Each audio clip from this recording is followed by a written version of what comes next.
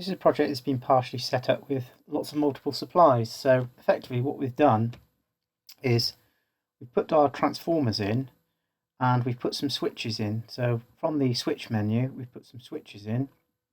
Then we've inserted a generator, placed the generator on the layout and filled all the generator information in. And then what we do, we put the bus coupler in, which is using one of these bus couplers. And then what we do, we interconnect with our bus bar sections between the boards and the bus coupler. So we would go and select cable, select the bottom left hand corner of this board here, DB5, and it's picked up the fact we're adding a bus coupling, so yes, connect that across into there. And then what I would do is select the bus coupler to be constructed of copper bus bar section, CUBBT, open, and you could put some protection on there or not if you didn't want to. Let me just repeat the process. Bottom right hand corner of the bus coupler board there, into the bus coupler there.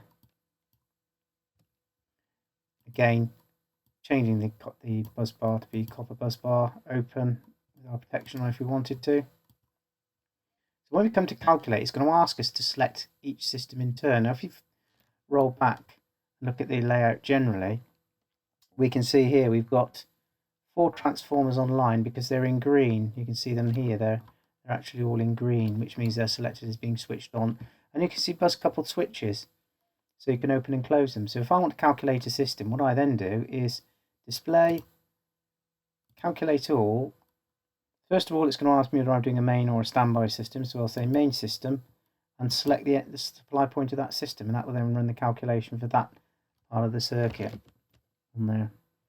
So that's generating the fault from these 2 transformers because these bus couplers and these bus couplers are open switch.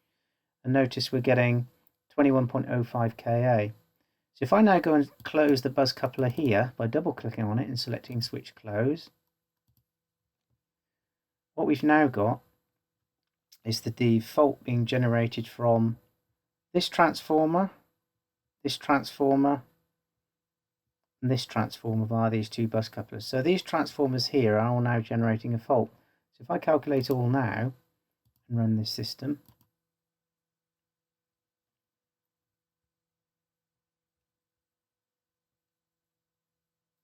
that's now giving me 32 kA. So you can bring on and offline depending whether your bus coupled switches are on and off.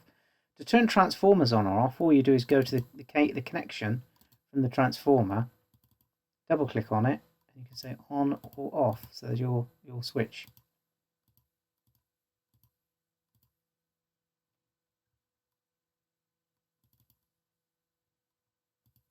And you have your generator. So you can have insert a electrical switch, and you can feed a generator in.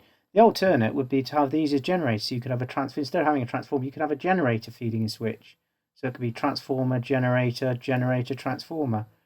So it allows you to build up some fairly complicated systems with multiple supplies.